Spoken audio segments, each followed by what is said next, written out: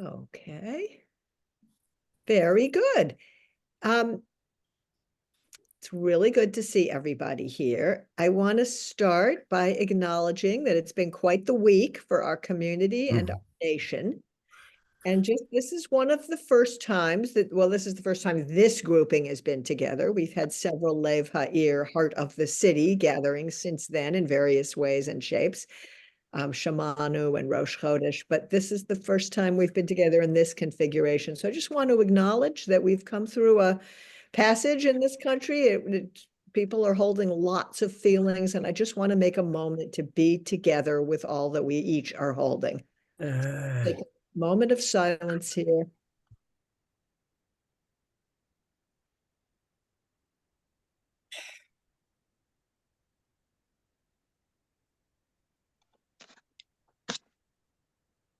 And to say that whatever we have to face, we will face together in this community. So it's a lot. And this is where we are. Glad we're together. I'll do a moment of visual access here. I'm not in my regular Zoom room today. I'm in New York with my sister. And that's really wonderful. So you see her living room background there. She is a psychiatrist in New York City. And we're 11 months apart, very close friends, lifelong beloveds. And here I am today, zooming in from New York City. And in our Zoom room, we have about 20 people, it looks like, and people seem to still be trickling in. And let's see, I am wearing my fall sweater that's kind of light purple here.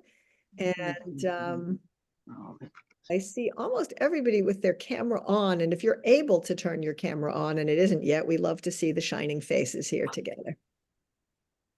Okay. Joanne? Okay, Joanne is connecting.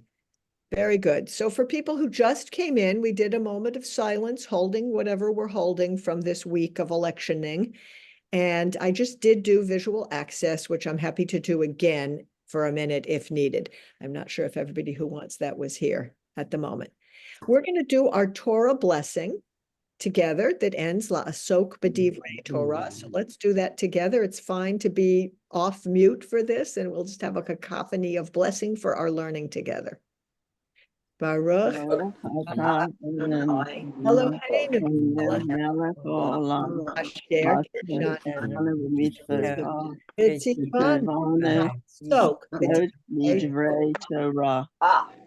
Thank you for the inspiration to immerse ourselves in lifelong learning.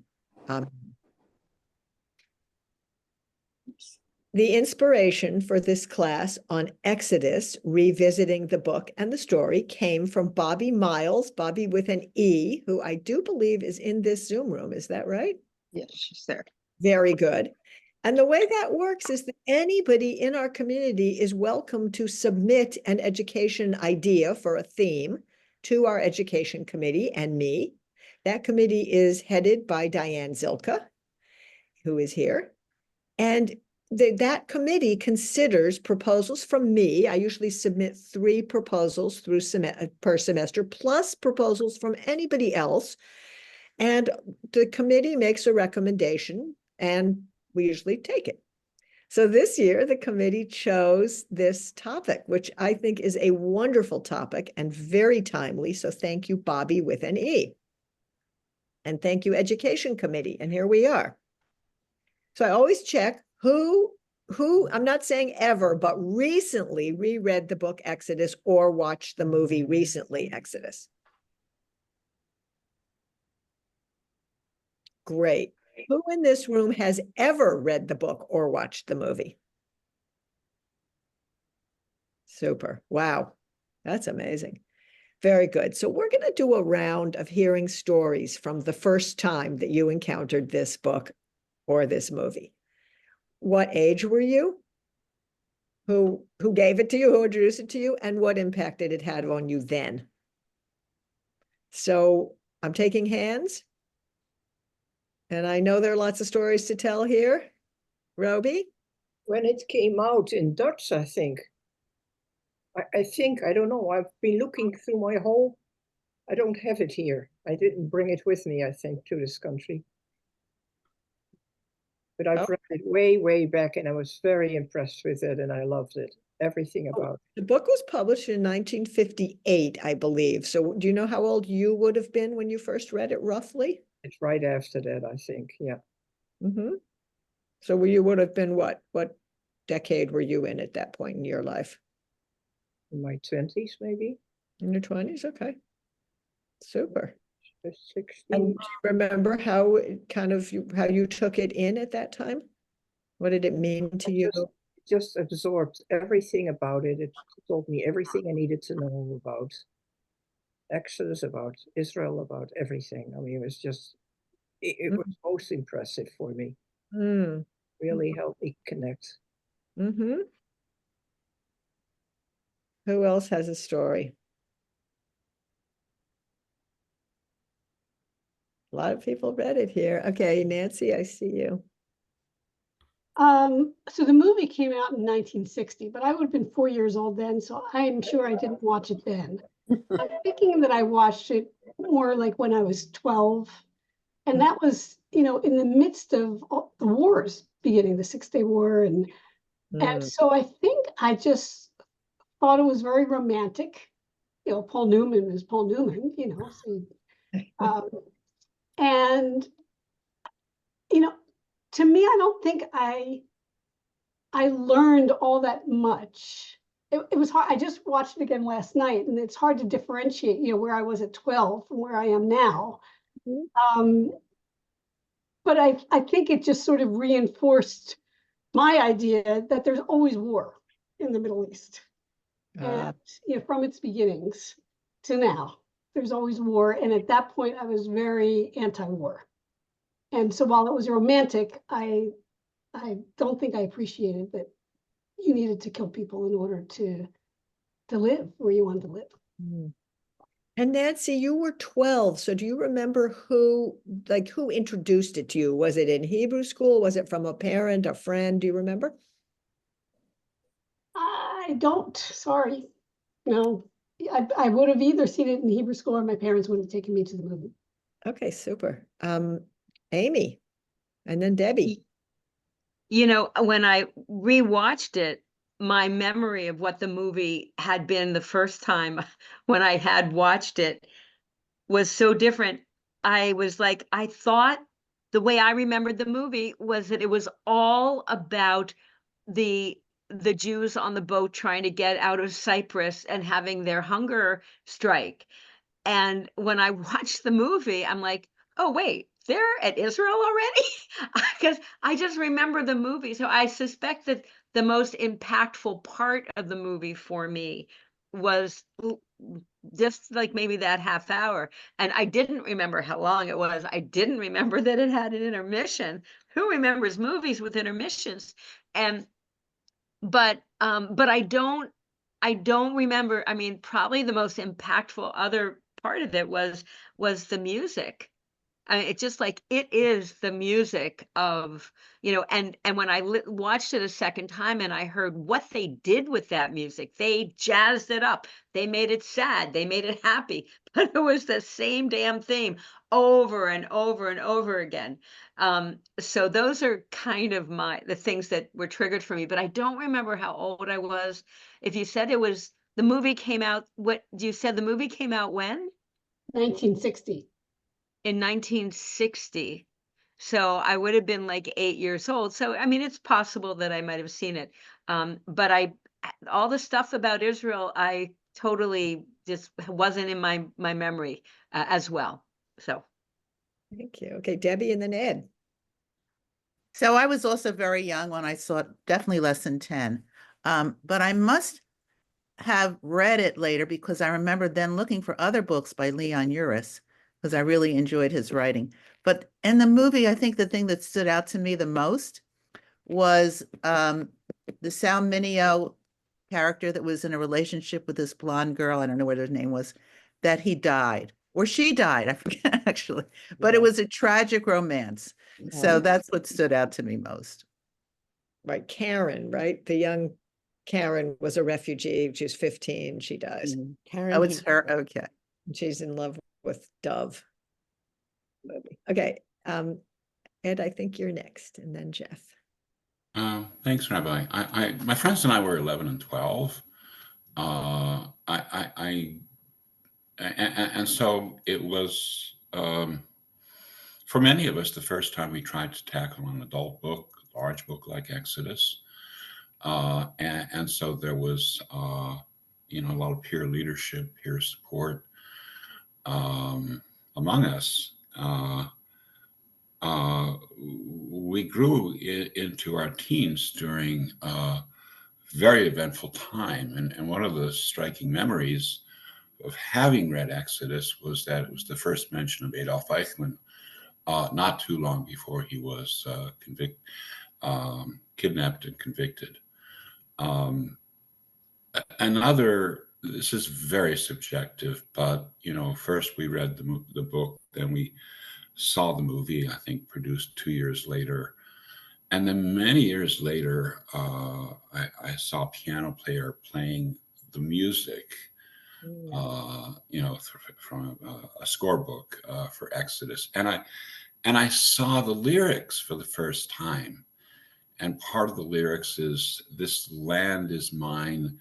God gave this land to me." And I just felt that there was something awry in those words to the spirit of the novel, which had a very secular element to it. But that was, that was partly how the book affected me. Thank you. Jeff.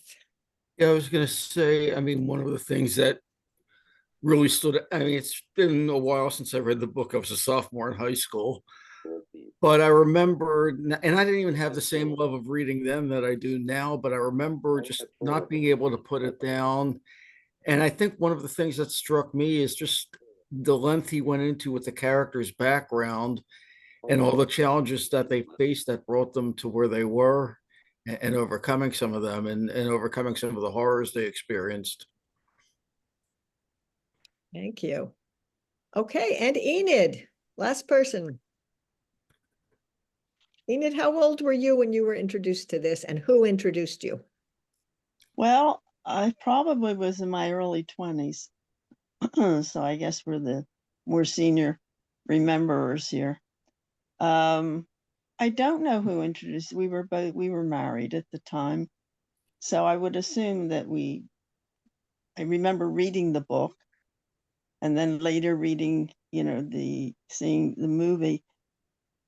There are many things that stand out. One is I do remember the blowing up of the King David Hotel and the cruelty of the British.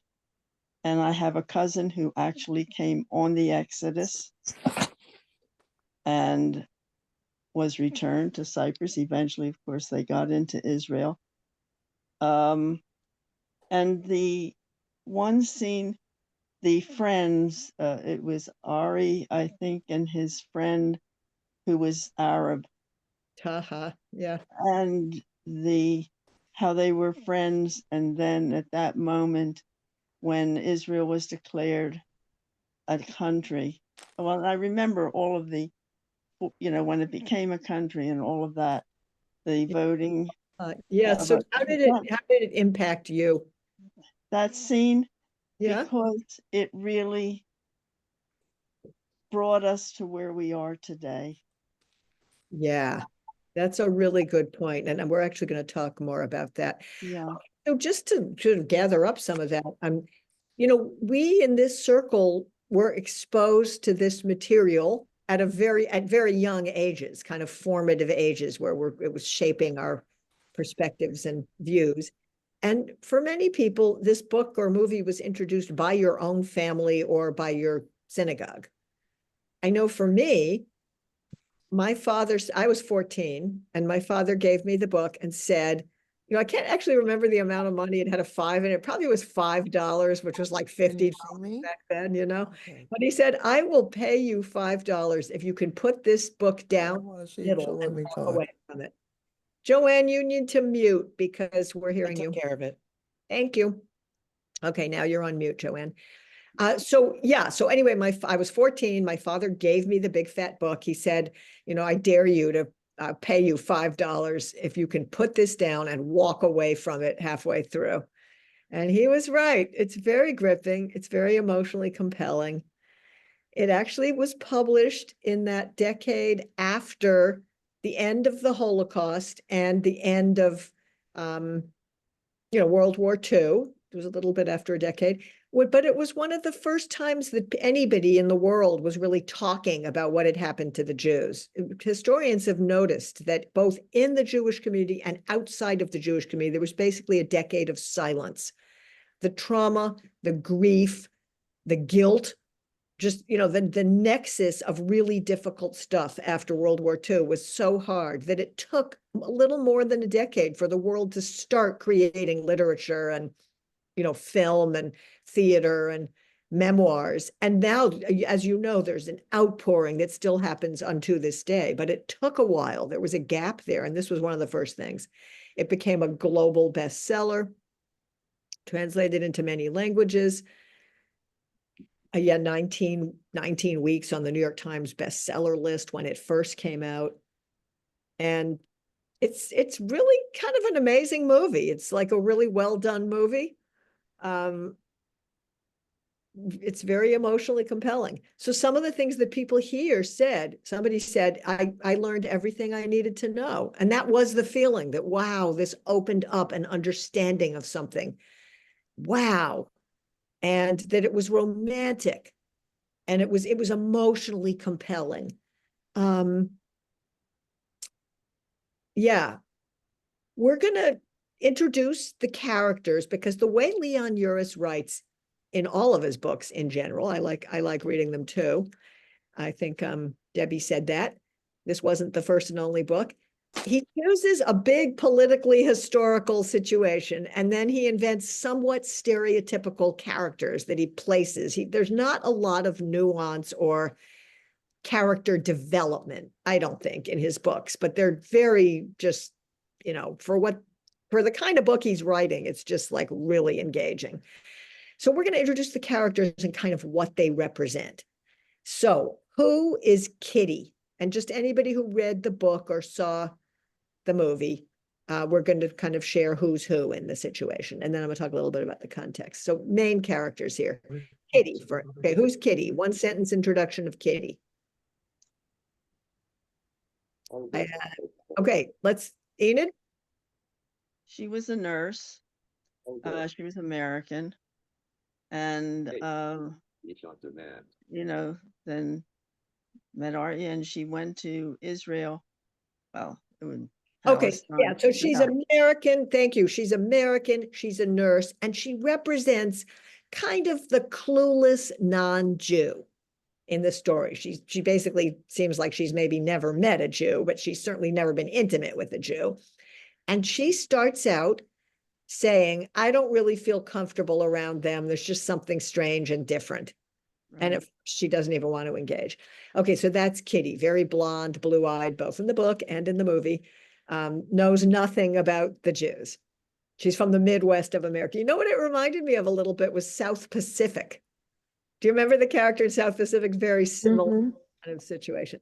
Okay, who is Ari? And in the movie, he is Paul Newman. But Ari Ben Canaan, who is he? Well, I can think of is Ari.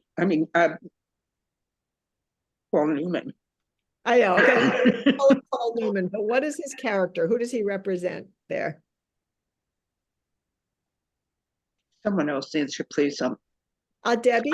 Wasn't he a Holocaust survivor?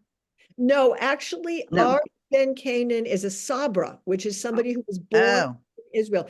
His father and uncle were Holocaust survivors who had walked from Russia to Palestine. It was called Palestine then.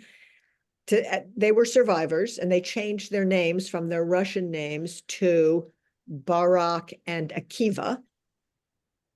So then, Barak gave birth with the mother to Ari Ben Canaan. So they took on new Hebrew names. They were having a new life. And Ari was born and bred in the land of Israel, which wasn't a state yet. So he's what's called a Sabra.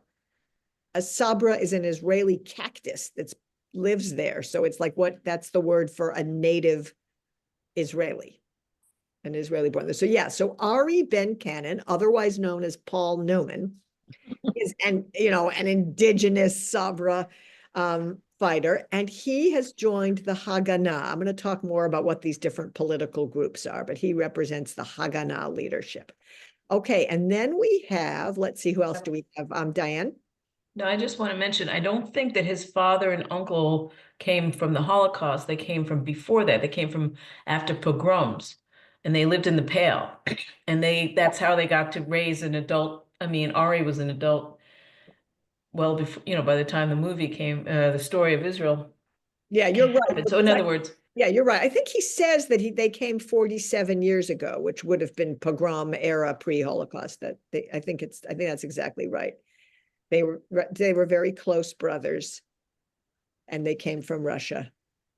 And then they have a political falling out that we're going to talk about. But yeah, that's right. So, okay, who wants to introduce another main character here?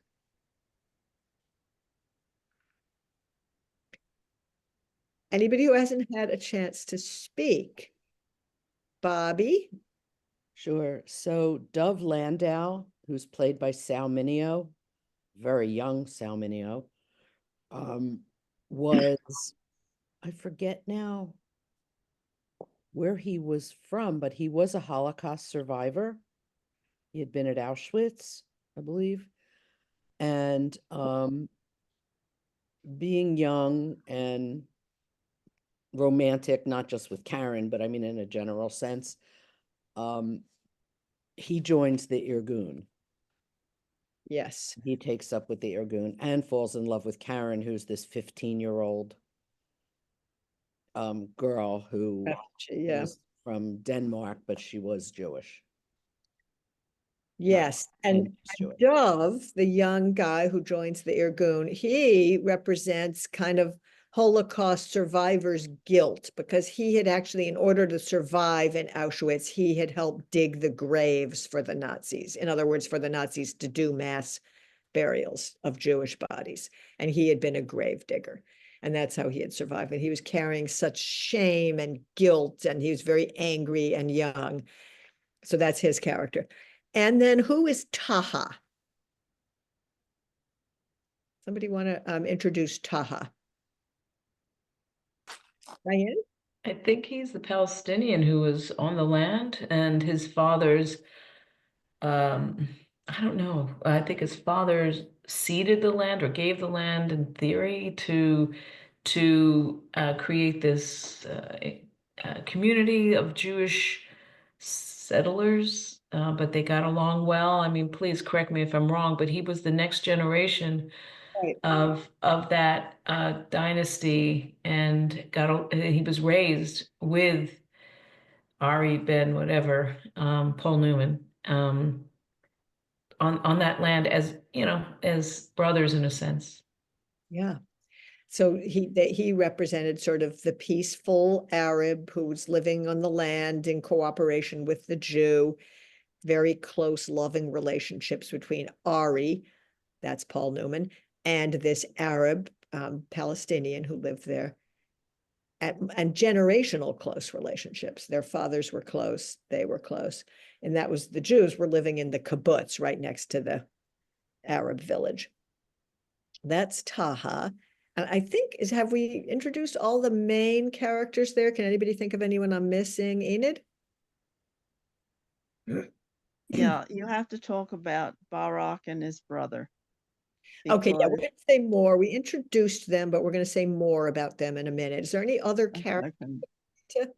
I guess we should, the General Sutherland was another kind of, he played a role there, which was the British commander who actually supported the Jews against British policy. So that was an interesting role. And then he had a subordinate who was anti-Semitic and gossiped about the rumors that Sutherland was actually from a Jewish, had Jew in his family tree somewhere, because he was doing things in solidarity with the Jews. So yeah, so we've got, these are kind of stereotypes in a way that kind of help create the drama in the story. Have we forgotten anybody? I'm just thinking here. I think that's probably the main characters here.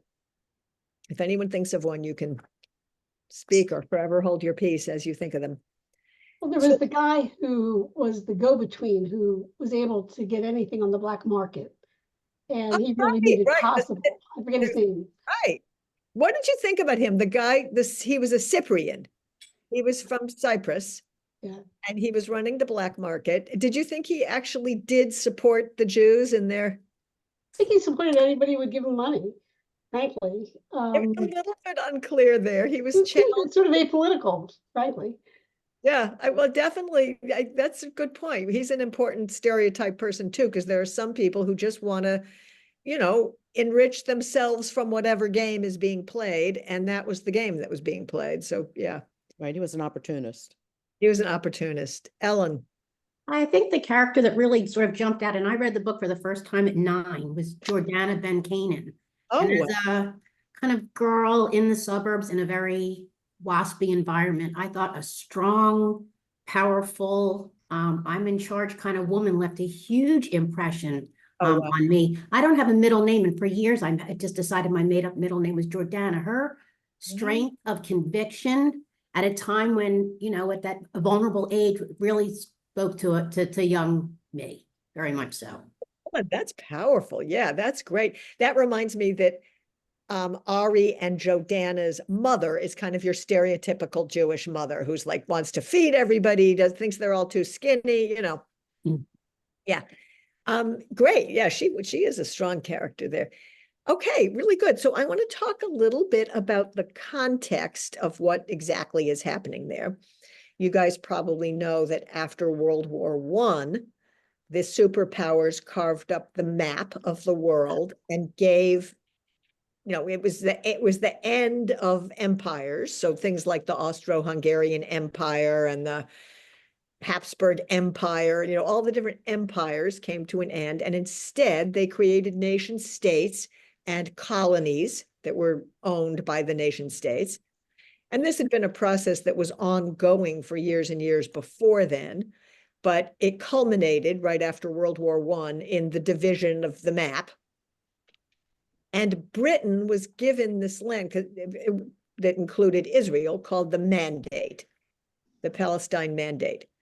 Prior to that, it had belonged to the Ottoman Empire, which was kind of centered around Turkey, but was very vast. So Turkey wasn't a state, it was an empire called the Ottoman Empire, many, many centuries old, and it owned the land that we now call Israel. But there weren't any more empires after this carving up of the world, and Turkey didn't exist. It had been on the losing side of the war. I mean, the Ottoman Empire didn't exist. It had been on the losing side of the situation.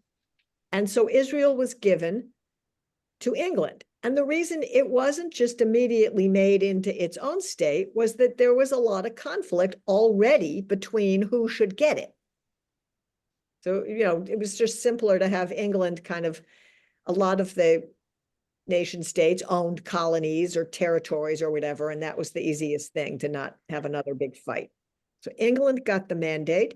England's in charge of Israel, all the way up to the time when the United Nations voted on this partition decision that was happening during our movie and our book, and then voted Israel as a nation into existence, which started in 1948. So you guys know a lot of this history. So this movie and story take place under the mandate still. There's no Israel. And the people running the country are the English, England, and they have a very hard job because they've got, different populations that are sharing the same land and are competing with each other in some ways, although in many places they lived very cooperatively with each other. But as Jewish immigration increased and increased and increased because of all the anti-Semitism in Europe, the pressures on this Holy Land were just, it was like a, very explosive situation. And periodically there would be riots or massacres on pretty much mutually on both sides. There were times when Arabs rose up against Jews. There were times when Jews slaughtered Arabs. And you can read the history of this time, and you can have a little compassion for that England, which was managing this faraway country with lots of competing interests, and that was really just a cauldron, was having a hard time figuring out what to do. I think England was probably very glad to get rid of it when England finally got rid of it. So England also, it was sort of mentioned, at least in the movie, that in World War I, England had needed help from people in the Middle East, and it made promises to both the Jews and to the Palestinian Arabs. So England had promised the Jews things and had also promised the Arabs things, and it was very hard for England to come through on both sets of promises. And England did it because England wanted help to survive in World War I. So coming out of World War I, the Jews felt like they had promises from England, and also the Arabs felt like they had promises from England, and everybody was right. So it was kind of a mess. And there was a lot of cooperation and peace and trade, and everything was very nice in a lot of places in the land with Jews and Palestinian Arabs cooperating. But there was a huge influx of Jewish population. It just grew and grew and grew. And that was because of all the anti-Semitism and pogroms and poverty in Europe, Eastern Europe, for the Jews. So that's kind of the big picture. And then within that, in the Jewish world, there's two divisions. There's the Irgun that has decided to use violent means to get rid of England, that England's the oppressor. And it was the Irgun who blew up the King David Hotel. I bet a lot of you have been to the King David Hotel. Raise your hand if you've ever been to the King David Hotel. Yeah. And that was a real thing that happened. The Irgun did use violence and kill a lot of people. That was the Jewish terrorists of the time. There wasn't a state of Israel. The Irgun was a terrorist Jewish group. And the leader of that big idea that we should use violence against the oppressor was somebody named Jabotinsky. And his view was basically, oh, I'm getting a message from Zoom. Okay. Jabotinsky's view was the Arabs are going to be a big problem in this country as we create a country. The more we can get rid of them now, expel them, convince them to leave, like, ethnic cleansing, the better off we're going to be in the long run. But before there was an Israel, they were trying to do that with the Arabs, but they were also trying to fight the British, who actually ran the mandate. So that's Jabotinsky, that's the Irgun. They're using violent means. That's one of the Jewish factions. The Haganah was a more moderate Jewish terrorist group. They also were using violence and illegal means because they didn't have any recognition from anyone. There wasn't a state and they weren't supposed to exist, but they were the more moderate compared to the Irgun. And they did dialogue with the British as well as fight. And you can see, so in our situation, the brothers, in other words, Ari's father, Barak, and Ari's uncle, Akiva, are in two different Jewish groups. So Akiva's in the Irgun, using the violent means and not trying to do diplomacy or negotiation at all, and believing in ethnic cleansing.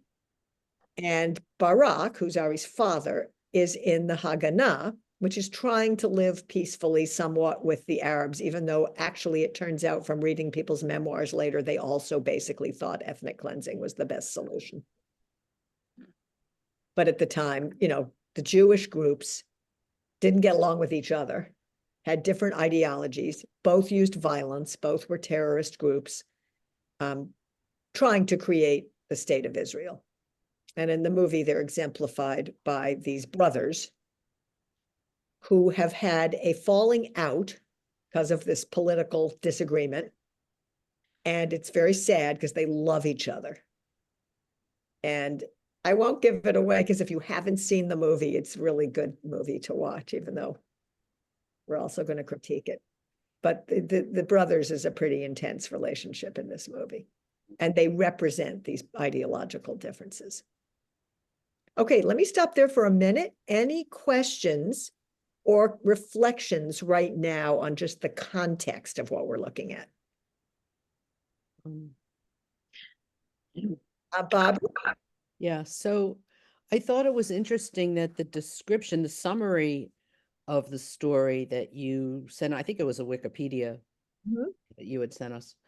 It was interesting. It said that Akiva's character was actually based on, now it's not the true story of, but is based on Menachem Begin. Yes, that was interesting. that's very interesting because some of the people who became the respected leaders of Israel started out as terrorists. They were Jewish terrorists fighting for a state. Right. And they ended up, once there was a country, being the statesmen. And that's, you know, that's true for quite a few of them. Yeah. I mean, also I found Ari's relationship with Taha to be very moving. And I was, you know, hoping for more of that. I mean, it took me back to the lemon tree and yeah, in a sense, and that whole thing. But that was very moving to me. Yeah. Enid? Somebody else have a turn. Enid, and I think Anne, did you want to say something? I couldn't tell if you were raising your hand. Okay. One of the characters that we forgot about, because he was important, was the Mufti of Jerusalem. Oh, good. You want to introduce him? He worked with the Germans during the war, and there was very much a factor there, German factor, and he, as I recall, was also the one that once Israel was declared, told the Arabs that were living in Palestine, in what was then Israel, to leave. And that's right. I think that takes us a lot to where we are right now as well. But we forget how important the German influence was. Yeah. At that point in time. But that's a perfect segue because I want to comment on some things in this film that are problematic and also that are really helpful. Because this filming, I'm using the film because I think it's more accessible right now than reading the multi-100-page book for a lot of people here. The film is easy to watch. So if you have a way to do that, like if you get Prime, or I don't know how you watch things these days, but it's easy to watch. So on the very positive side, this, you know, if you think about the 50s and 60s, Jews were still considered sort of different, weird, outside the mainstream. You know, it was changing a little bit in different places in the world, but one of the things this movie is trying to do is just to normalize Jews. You know, like these are human beings. These are people. And if you kind of notice the way some of the casting is done, like Paul Newman with blue eyes and blonde hair, you know, okay. And they have a thing in there about somebody that, I guess the Dutch little girl, Karen, is also blonde haired and blue eyed. She's a refugee, a Jewish refugee, but they're just trying to teach you, like Jews are, you know, people, and they come in all kinds, and their names might not even sound Jewish, and they're just human beings. So that was really helpful there. Did you notice that there is not a single Orthodox Jew in this entire movie? You don't see any kippot, tzitzit? Don't remember if you see Jewish women with covered heads or not, but basically nothing too weird, right? They're trying to normalize what Jews are. And so they didn't really tell the whole story because, you know, there's also some specificness about who Jews are. I thought that was really helpful. And just is it available on Freebie or Freezer? Louisa, I don't know. And if anybody finds out other ways to access the movie, you could put it on our listserv just to share with people. I got it through Prime. It's free on Prime. If Really? I had Prime. I didn't know that. Yeah. So, okay. Well, I think Freebie was also, but we didn't realize it was available till after we paid on Netflix to watch it. But then they said something about Freebie, so I think. Oh, wow. Okay. I think people would be able to. You can also invite each other over to watch it. That could be fun if you haven't seen it yet. You have a little watch party.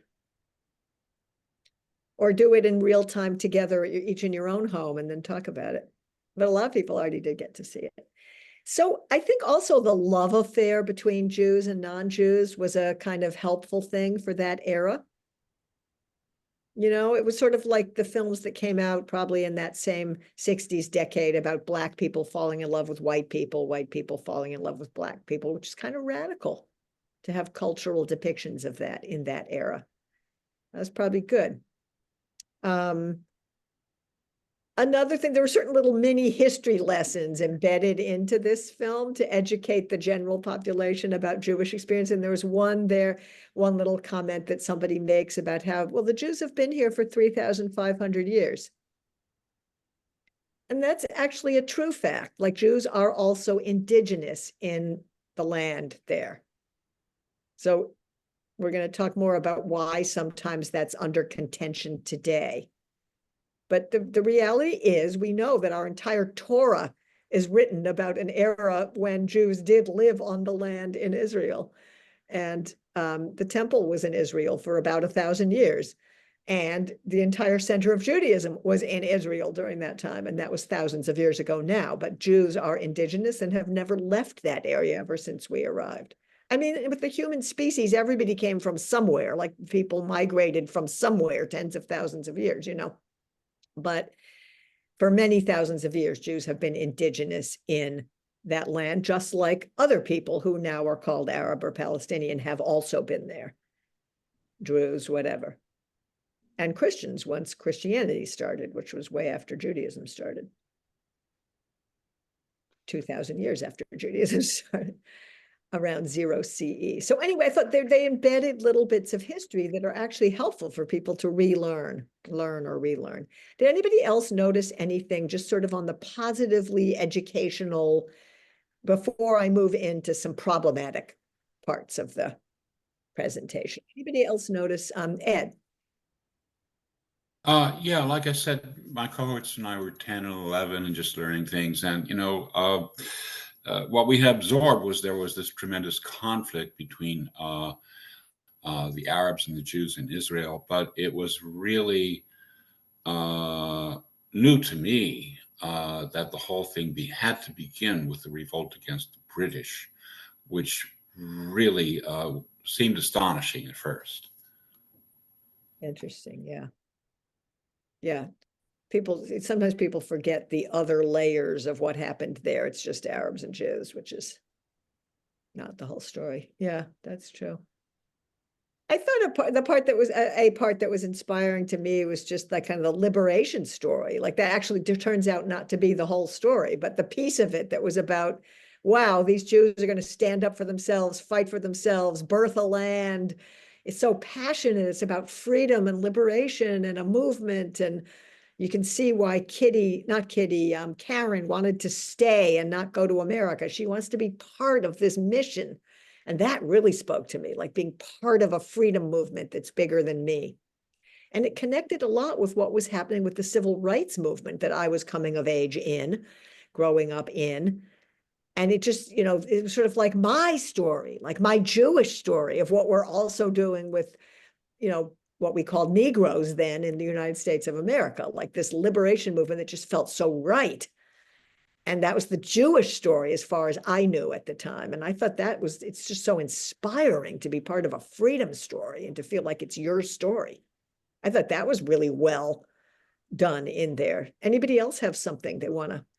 Nancy? Well, we talked about it before, but I don't think I realized, and probably a lot of people didn't realize, that Jews and Arabs actually did live side by side in peace and friendship Yeah, before all this started. Yeah, in different places, different things happened. In some places there was tension. In a lot of places there was a lot of cooperation and friendship and trade. And that's really right. Yeah. Amy. Something I didn't know just about part of the Holocaust story, that Dov Landau got his demolitions expertise because in the camps, I don't know if this is true or not, before they had the gas chambers, they would make mass graves and then use bombs, demolition equipment to blow them up, which I thought was, and then that's something of value that he brought to the Irgun when he wanted to do it, and how valuable that was. So it was kind of like a something from that horrible past that they brought in that allowed for this future. Interesting. Yeah. Enid and then Bobby. Yeah, two things. One thing stands out in my mind, the Uncle Akiva, when he said, and I should have written it down, out of most countries begin out of violence. And we saw it in our own country. And if you think about that, but that really stuck in my mind, and it helped him to justify. The other was the involvement of Kitty, who knew nothing about being Jewish, and how she became really part of the story. And by the time she finished, she almost was Jewish. Okay. Thank So you. it's getting to know people, how important that is. Thank you, Bobby. There was one sweet moment where it was a minor part, but still a part of the movie, and that's when they find Karen's father, and they take her in to see him, and she's so sweet to him, and as they were leaving, she just said he's very tired. That was just kind of a sweet moment, and I think that helped her decision. That was influential in her decision to stay. Yeah. Okay. So I want to segue now to some things that are problematic in the book and the movie. There is a scene where Taha, the young Arab grandchild, I believe, of the founder of the Arab village, or the chief of the Arab village, who's Ari's good friend, tells the story of how the Arab people gave the land to the Jews there. So there was an Arab village, and now there's a kibbutz next to it. And the story that they shared was that the Arabs just gave this land to the Jews to be a kibbutz. That's wishful thinking. That's not how the world works, and that's not how it worked then. There's another part of wishful thinking where Barak, who is the big Haganah leader of the older generation, after the partition happens, so there's an Israeli state and could be a Palestinian state. Doesn't turn out that way. But Barak says to the Arabs, we want you to stay here, stay in your shops, stay in your homes. That did not happen. That's not historical. That's wishful thinking. And I also thought the movie takes an interesting thing in that it kind of blames the Germans and blames the English in a certain way, subtle way, rather than putting any blame on some things that the Jews actually did in the creation of a Jewish state that were not helpful. It's basically the Jews are the victims and the survivors and the liberators in this way of telling the story. They are not the ones who are responsible for any harm done or whatever. This is how I see it. I mean, people might agree or disagree, but I felt like they point a finger at the Germans. In other words, the Germans are working with the Mufti, and those are bad guys, clearly. We can all blame the Germans just after World War II very easily. So that's not really a problem. You can also blame England because, England was a colonial power running this land, but they didn't cast any blame on any, and they also blame Arabs in different ways. But anyway, so that's kind of a little bit of whitewashing the Jews. And I want to just comment on two other things here. One was the very last scene in the whole movie. Does anybody remember the very last scene? What happens right before all the military trucks go on the journey? Anybody remember? It's where everybody's gathered around in this kibbutz, and they are burying the Palestinian best friend of Ari, and they're burying the young refugee teenager. So they're burying a Palestinian Arab and a Jewish refugee who have both been killed, and they're burying them, and they gather around. And I just felt like, oh, this is so symbolic of they're just burying this chance for peace. That it's clear that from now on, there's going to be more trouble and tensions and hardship here.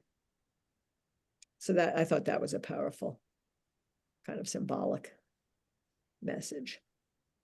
Anybody else want to comment on any of that? And then there's one other thing I want to lift up as well. Anybody who hasn't had a chance to speak yet? Or Nancy, I see your hand. I just have a question. Yeah. The first instance that you gave of Taha telling the story of how the Arab people gave the land to the Jews, and you said that was wishful thinking. What do you think actually happened? Well, there's all different things that happen in different places. In some places, Jews bought titles to the land from absentee Ottoman landowners, but the peasants who had actually lived on the land for many generations, and it was their homes and their lemon trees and, orchards and lives, had just lived there, whoever owned the land. So it didn't really seem right to them that the Jews would move in. So that was the best case scenario, when actually technically there was a title. That's not what mostly happened. What mostly happened was the Jews considered this to be a land with no people for a people with no land, which was Theodor Herzl's kind of founding principle of Zionism in the very early 1900s through the World Zionist Congress that organized the movement to make Israel a state. And their concept was, this is a land with no people for people with no land.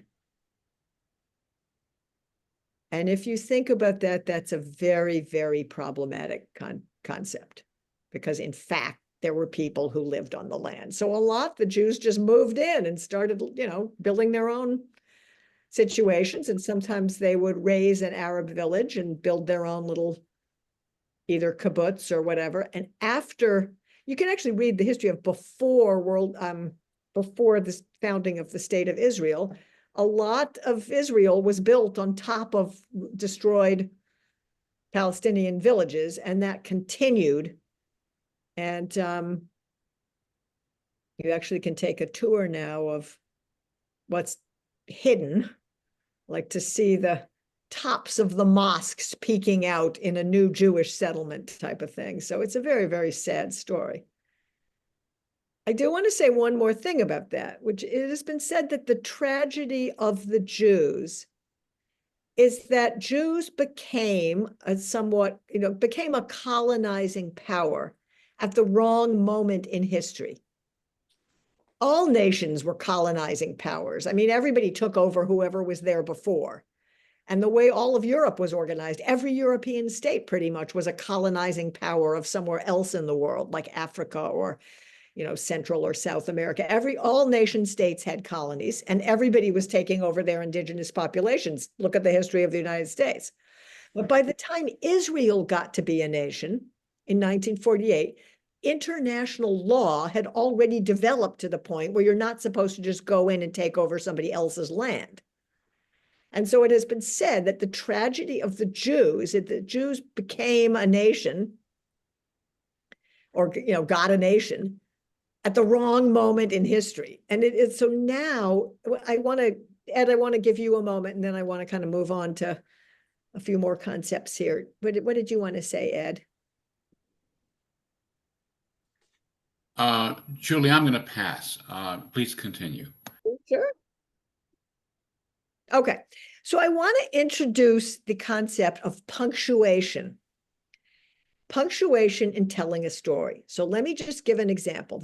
You're the parent, and there's your two little kids are, suddenly one child shrieks and said, he pinched me.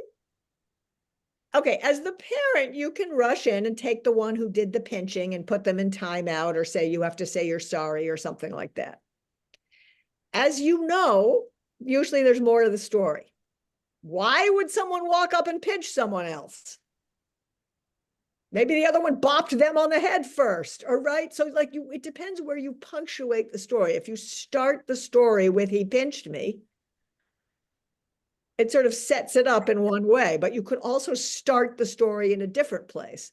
Okay, like my kids, Rafi and Zoe, were very, very close in age. Big brother, little sister, only a few months apart. Oh my, he could end up looking like the bad guy because he was more physical. He would bop her on the head, but they adore each other. They're best friends, and they always have been. But, he could be a bad little boy and do things to his little sister. But you know what? She was very verbal, and she knew exactly how to poke him, how to provoke him. And if you punctuated the story a little bit differently than that he bopped or bit or shoved, she was riling him up. She would just go for him and tease him, and she would get him verbally, and they were equally, complicit.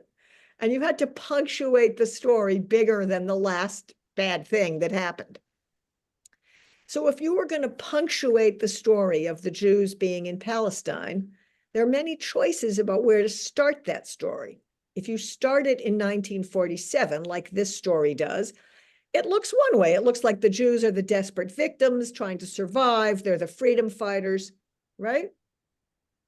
That's a certain choice of how to punctuate a story. I'm not saying it's bad. It just is a choice. It's a certain framing. It's like a photo shot it's a photo of this piece of a big story.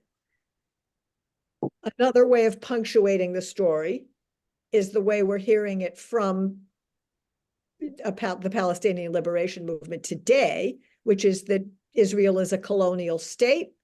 It, moved in and started oppressing Palestinians who were already there. That's a punctuation. There actually were Jews, as we said, for 3,000 and more years. Actually, I would really say almost 4,000 years. Yeah. And if you punctuated the story starting earlier, it would sound different. Right, that two indigenous people both need to learn how to share land. But if you start it with the colonializing moment when Israel becomes a state from the Palestinian perspective, it's punctuating a certain way that makes it look like the Palestinians are the victims, the Jews are the colonial oppressors, Israel's the colonial oppressor. Do you see what I'm saying about the choice about how to punctuate a story? Mm-hmm. Yeah.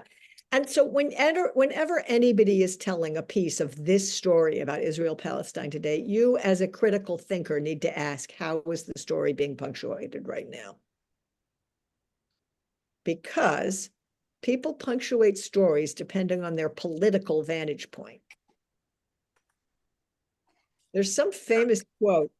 I just heard it yesterday, but do I actually remember it? It sort of has to do with like, if the lions wrote the story, it would be a story of, and you can imagine the story of like hunting told from the lion's point of view. But if the rabbit wrote the story, how would that story be told? So as critical thinkers, we have to sort of ask, who is telling the story? How are they punctuating? And for what purpose? What purpose does it serve here? We're going to go deeper and deeper into these questions in our next 2 sessions of this class. There's so much to talk about here. I want to lift up one more scene from the book and movie that I think was really powerful for people to think about. We'll probably have a couple minutes to discuss it here. Remember when Kitty and Paul Newman, Ari, have one of their earliest conversations. And Kitty says, everybody's the same. There's no difference between people. Jews are just like everybody else. And Ari says, don't believe that for a minute. I was thinking this would be such a good little snippet to do in a Sunday school class, like to have people talk about that. What do you think about that? Are all people the same? Yeah. Is everybody, kind of sort of particular and different? What does it mean? And let me just take three or four comments on that, because I thought that was a very poignant kind of moral moment in the movie of just opening up that question. Anybody have a thought about that? Because of course, in a good novel or movie, you kind of polarize it by having two different characters represent the two things. What do you think, Ellen? I think contextually, sort of, I'd move it more currently. It's such a dichotomy. On the one hand, we're trying to say we're all the same. If you cut us open, we're all the same. We're constantly teaching a lesson to our kids that, on the inside, we're all the same. So how do we sort of acknowledge and respect that maybe perhaps we're not all the same, but that's also okay? And how do we move forward from that? And I think we're very much sort of stuck in a timeline of we're all the same, when I think that we're sort of learning that that's not really a successful message. And I think what we're currently experiencing is people saying, no, we're not, but how do we work together when we are all different? And that's okay. And isn't different being great? I think we send mixed messages out all the time. And I think that's part of the struggle of this story as well, is how do you convey the message of, to me, the storyline, it was the romance of fighting for freedom. I was wildly attracted to that, but I sort of missed a huge piece going back and rereading it later of why that narrative doesn't work. And I don't think we're all the same. And I think that's part of and I think he's right. Thank you for in that. telling Kitty that she's wrong about that. Interesting. Okay, Patty and then Amy.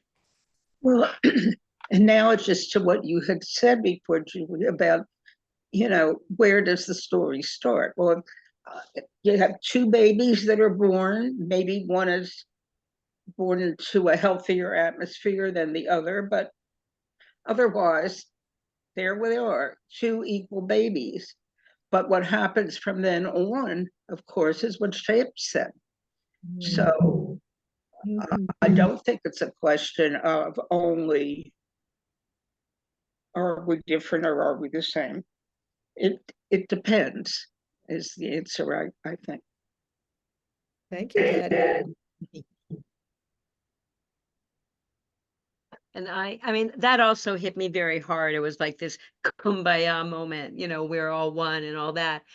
But, and very much, it's the core of what we've talked about in terms of a lot of the anti-racism work that we've, kind of all been doing since George Floyd. But, and I don't know if I'm correct to say this, but in my reading of the movie, and when we watch Kitty's evolution, it seems to me the story is, yes, Kitty, we have a special story, but if you listen to us and you get brainwashed by us and you come with us, you can become one of us. And it kind of, to me, was saying that the narrative, she represented what we want, what they want this narrative to do to everybody, which is join the Jews. I don't know if I'm right on that, but that's just how I saw it.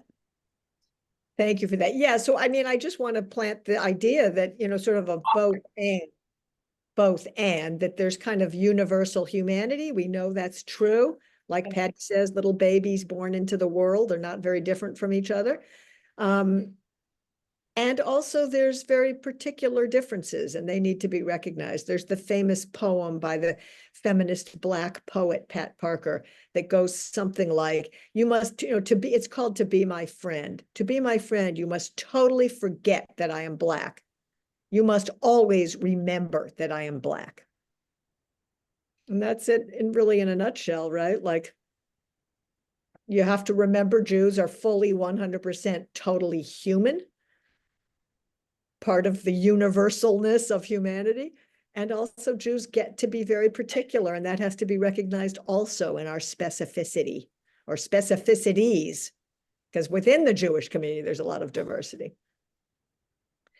So, okay, this is, there's so much here, and we're going to do one last thing here before we sing our song and maybe have some announcements. I don't know if Bobby has some announcements or not. I'm giving you warning here. I want to introduce in each of our 3 classes the concept of being able to discern between discomfort that you might feel and lack of safety that you might feel. Because when we have these conversations, it's so close to the heart and soul. And, you know, it's easy to merge those 2 things, like feeling unsafe with feeling uncomfortable. So in each of the 3 classes, as we take this journey through this topic, I want to just do some collective discernment here. So I'm going to ask right now, are people able to use the chat box? I'm not sure how well. Oh, we'll do it with hands. Okay, here's how we'll do it. We'll do a hands up. So if you're not on camera, feel free to use the chat box for this. And if you are on camera, you can just use your own hands, and I will do visual access. Just visual accessing wise, I think we've had about 25 people in this Zoom room for most of this class. So right now, and Joanne, just to let you know, you're not on camera. We can't see you. So I don't know if you are able to turn your video on. Just how safe do you feel? 1 is I feel terrified, not safe at all. And 5 is I feel like this is a very safe space. Is that our question? That's the first question. You can use the chat box, or you can put your hand up. You're talking about today, or you're I'm talking about just today's session here right now. Today's session. How safe do you feel here in this Zoom room together? And I'm seeing so far a range of, I think, from 4 to 5, and some people haven't raised hands. So feel free to add into the chat box if you can't raise a hand. Karen Zeitz, we don't see you on camera. Louisa, we don't see you. Linda Bach, we don't see you. But anyway, okay, so I saw 4 and many, many 5s. That's what I saw. Now I'm going to ask you, how uncomfortable did you feel in today's discussion? How uncomfortable does it make you to feel to talk about these really difficult issues? And it might not have made you at all uncomfortable today. We're going to assess this as we go through the journey of really looking at some true things about the situation there and in our hearts about there. So, you know, it doesn't have to be the same every day. But so right now, how uncomfortable, how much discomfort? A 5 is the extreme discomfort would be a 1, and feeling, you know, very comfortable would be a 5. So how comfortable do you feel today? Different from the safety question. All right, I'm seeing the range here of, I think, from 3. I see a few 3s. I see a lot of 5s. And I see 5s, 2 5s coming into the, well, 4 5s all together into the Zoom room. Okay, so our range there on discomfort was 3 to 5. So I just want to note there's a wider range of people who are feeling some discomfort, but are still, you know, but then there is in people who are feeling unsafe. Like there's a difference between feeling uncomfortable and unsafe. And that our little survey here kind of showed us a metric of people who are aware that I feel uncomfortable, but I don't feel unsafe. Did you see the difference in the numbers there? And that's such an important thing for the Jewish community right now when we talk about these things, the difference between being able to tolerate discomfort, like to hear points of view that you might not agree with or that are really sad to you. You know, that's discomfort, but it doesn't necessarily make you unsafe. So it's really good to be able to discern between discomfort and lack of safety. And I'm glad to know that there's a lot of safety in this Zoom room here together, because I truly do believe we can listen to each other, we can respect each other and hold each other through complicated conversations. We know how to do that. We know how to love each other through it and keep showing up through it. We have a good track record. So thank you, everybody. Bobby, announcements, and then we'll do our song. Yeah, I'm going to keep it really short. I want to thank everybody for attending. And Ellen, we welcome you as a first timer at Alev Hayir. It's nice to have you with us. As usual, all members will continue to get the links, the Zoom link, and Ellen, you will get them as well. I think it's the same link for all 3 sessions. This session is being recorded and will be posted to our YouTube channel later today if anybody wants to watch it again or point it to someone else. I'm not going to go into our events because they're all on our calendar. You can go to levhayir.org and see what we're doing. For council members and anyone else interested, I will let you know the council is tomorrow night and the agenda will go out shortly. And I want to thank Rabbi Julie. This really opened my mind to a lot of things, even though I watched the full movie on Friday night. And I'll leave it at that. So everybody have a good week. Be careful. Here's my weather report for the day. I got a text while we were in session that there is haze and smoke coming from the New Jersey wildfires. It's already there. And requesting that people keep their doors closed and be careful if you go out. So I'm just making sure everybody is aware. And I'll turn it back to Rabbi Julie. Please go on mute, but sing along. For our teachers and our students and the students of our students, we ask for peace and love and kindness, and let us say amen. We ask for peace and loving kindness, and let us say amen. We ask for peace and loving kindness, and let us say amen. And I did think of one more announcement, which is that next Friday night, I will be leading Shabbat services for our community. We have a really special thing. We have a baby naming happening in our community, and they are providing an oneg before the service. So if people would like to join in person at 6:30 for some snacks, you are very invited, and then stay for the service, which starts at 7:30 and usually about an hour. And there will not be the regular potluck bag dinner beforehand because if they are bringing the snacks. So I hope people will come, and we'll also be on Zoom for the service itself. And I hope to see everybody one way or another. Love to all. Thank you. Thank you.